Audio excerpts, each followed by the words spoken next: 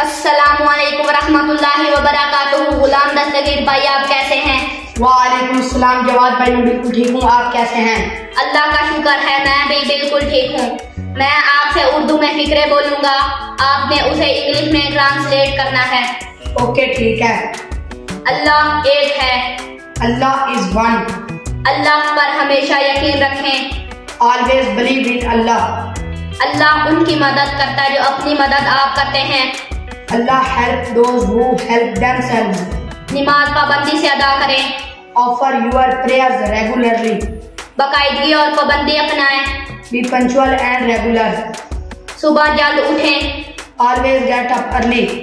हमेशा जल्द सोएं। Always go to bed early. रोजाना नहाएं। Take a bath every day. सेहत बड़ी दौलत है।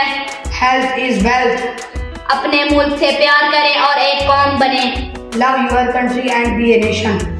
शुक्रिया। अस्सलाम।